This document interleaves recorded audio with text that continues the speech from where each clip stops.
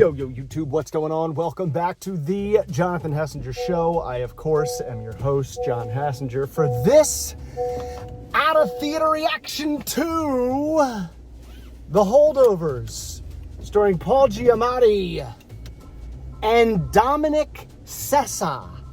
That is my main takeaway from this movie, is the performance from the actor Dominic Sessa, who played Eugene Telly.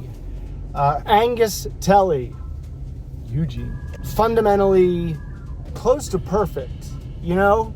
Like, as far as storytelling is concerned, they set up, they pay off, they set up, they pay off. It's just a masterpiece of writing. Alexander Payne directed this thing, and I'm pretty sure he wrote it, and he is a great writer. But back to this Dominic Sessa. Okay, so anyway, I'll get to him in a minute. This movie is one of my favorite kinds of movies that they just don't make that much anymore. Reminds me a lot of Uncle Buck, where two people, against their will, who hate each other, are forced to exist together. And they do all the cool things where at times they have to lie for each other because they're stuck together. And in that, they bond. Giamatti is one of the greatest. He's like in my top 10 actors of all time. I'll see anything he's in. Sideways is in my top 10. But this Dominic Sessa, it's his first movie ever. I think he's like during the movie, I had to Google him and kind of figure out what his deal is and what else he's been in, and he hasn't been in anything. He has this Adam Driver, comedian Chris D'Elia kind of performance where like his face does so much and his body does so much. Obviously, he's a teenager at a boarding school, and I think he repeated a grade, and he's an asshole, but you know how these stories go. He's an asshole, but he's got this hidden brilliance, and Giamatti kind of has to like pull it out of him or be someone to stick up for him because no one ever has. Spoiler warning, I'll probably get into some spoilers. This kid's dad is insane. Like, he's in a psych ward. And this movie does a thing where everyone is just the tip of the iceberg. You know, everyone you meet, and maybe even for the majority, if you're in like a work environment, even though they're not coworkers, they are in that type of environment together. Like, they are working together, school, and he's the teacher. So, you know, going through those days, those work/school days, you're really just seeing the tip of the iceberg of everyone. And the movie starts off where everyone leaves for Christmas break except for these four kids, except this one kid's dad is super rich, flies in with a helicopter. Three of the kids get an okay from their parents to leave and go skiing with this kid's dad on the helicopter. Angus has to stay back because they can't get a hold of his mom, who's away on a honeymoon with her new husband. Because obviously her and Angus's dad have divorced. So that was a surprise. Within like the first half hour, all the other boys except for Angus leave.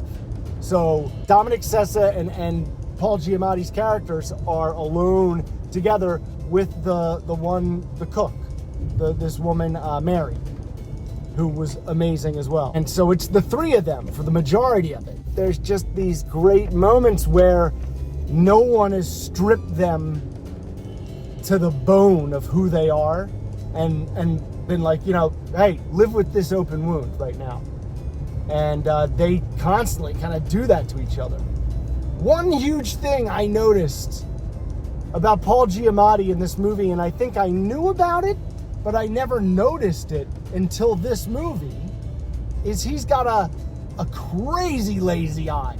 Like, Giamatti's lazy eyes are not one of those kind of slightly every once in a while, maybe if you've had a few drinks, lazy eyes.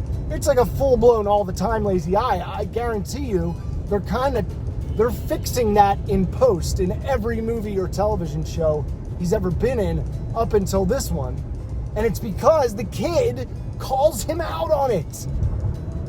He's like, which eye do I look at? This one or that one? Like, I can't tell. And Giamatti's like, yeah, I know. And won't tell him. And then at the end of the movie, he does tell him. When he sacrifices his career to keep the kid in school. Even deeper into the spoiler territory, the kid's like, or Giamatti at their Christmas dinner, he's like kind of expressing his gratitude. He gives everybody presents. Well, he gives Mary and Angus presents. And he's like, if I can do anything to make your Christmas a little merrier, just let me know. I'll do anything I can. And the kid's like, I want to go to Boston. Angus has been wanting to go to Boston this whole movie. And that was like kind of the big mystery. And I knew it. I didn't know it had anything to do with his dad, but he had like mentioned his dad was dead, and then he talked about stuff that he did with his dad, with this girl that he meets at this party that they get invited to by one of the teachers, who they bump into when they're out. They reveal that he wanted to go to Boston to visit his dad. He stole it from the teacher's house. I just put that together right now. I forgot. The teacher who invited them to the party. He stole it from her house. It was a Santa snow globe. He gave it to his dad. And then Dad tried to kill an orderly. Then his mom and his new stepdad, who were on, honeymoon the whole Christmas break, and they were unavailable. They come to the school and they're like, how did you get it? Why did you go to Boston? I'm sure he tricked you. He tricked you into getting up to Boston to see his dad, and he's not supposed to see him because now his dad wants to come home because he thinks everything's going back to normal. And Giamatti's like, it was my idea. I convinced him to do it. Because it's Christmas, you were unavailable. What was I supposed to do? I thought it would be a good idea for him to see his dad. And one of the greatest lines delivered by Paul Giamatti in his whole film career. So he's walking out and this shithead says like, Dean of Admissions or whatever, one of those dicks. He goes, just remember, you did this to yourself. Just remember that. It wasn't me, it was you. And Giamatti goes, and I just want you to remember, I've known you since you were a little boy. You are and you always have been penis cancer in human form. So good. This is one of those movies that I'm sure it didn't cost a lot to make. It's not gonna, be the number one movie at the theaters, but it's one of those movies that happens over Christmas break. It's now a Christmas movie that I will easily watch every year around the holidays. Because it's just got that warm holiday. It's just got I'm saying fundamentally this movie is missing nothing. And I can't wait to see what this kid Dominic Sessa does next. If you've seen it, let me know what you think. If you have plans to see it, let me know afterwards what you thought. And if you were on the fence, go see this movie. It's awesome. For daily trailer reactions, don't forget to like, don't forget to subscribe. I'll see you next week. I gotta go.